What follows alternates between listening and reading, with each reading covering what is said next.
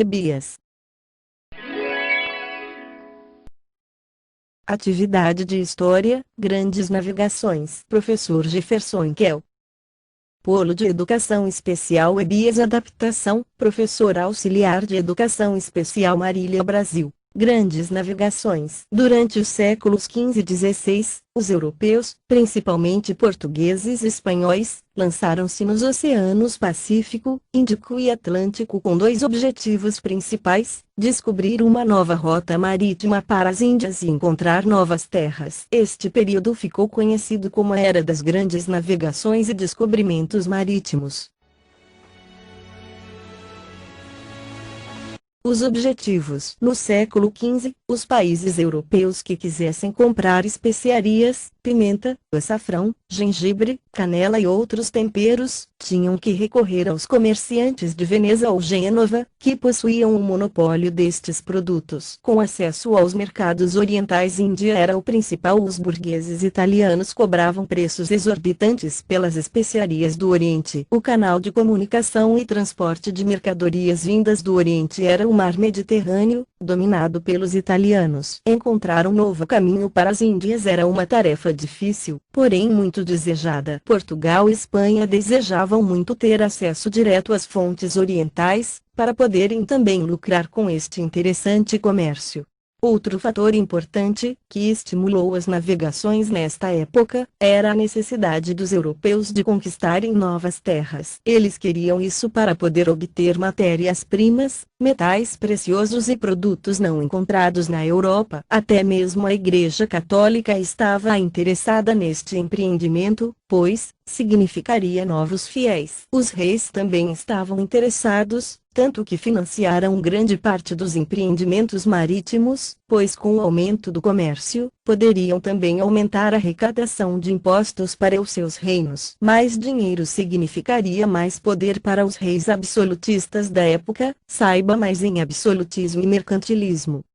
Pioneirismo português. Portugal foi o pioneiro nas navegações dos séculos XV e XVI devido a uma série de condições encontradas neste país ibérico. A grande experiência em navegações, principalmente da pesca de bacalhau, ajudou muito Portugal. As caravelas, principal meio de transporte marítimo e comercial do período, eram desenvolvidas com qualidade superior à de outras nações. Portugal contou com uma quantidade significativa de investimentos de capital vindos da burguesia e também da nobreza, interessadas nos lucros que este negócio poderia gerar. Neste país também houve a preocupação com os estudos náuticos, pois os portugueses chegaram a criar até mesmo um centro de estudos, a Escola de Sagres.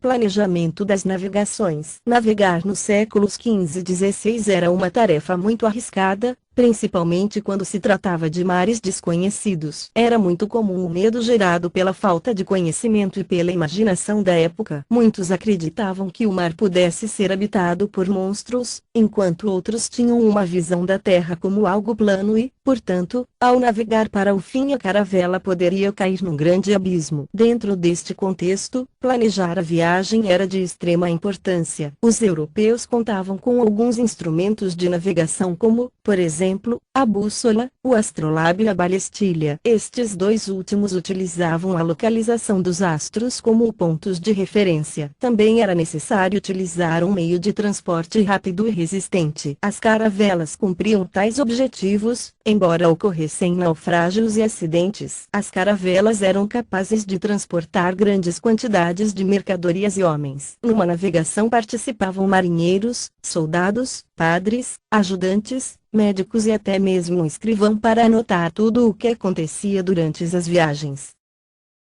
Navegações portuguesas e o descobrimento. No ano de 1498, Portugal realiza uma das mais importantes navegações, a chegada das caravelas, comandadas por Vasco da Gama às Índias. Navegando ao redor do continente africano, Vasco da Gama chegou a Calicut e pôde desfrutar de todos os benefícios do comércio direto com o Oriente. Ao retornar para Portugal, as caravelas portuguesas, carregadas de especiarias, renderam lucros fabulosos aos lusitanos. Outro importante feito foi a chegada das caravelas de Cabral ao litoral brasileiro, em abril de 1500. Após fazer um reconhecimento da terra descoberta, Cabral continuou o percurso em direção às Índias. Em função destes acontecimentos, Portugal tornou-se a principal potência econômica da época.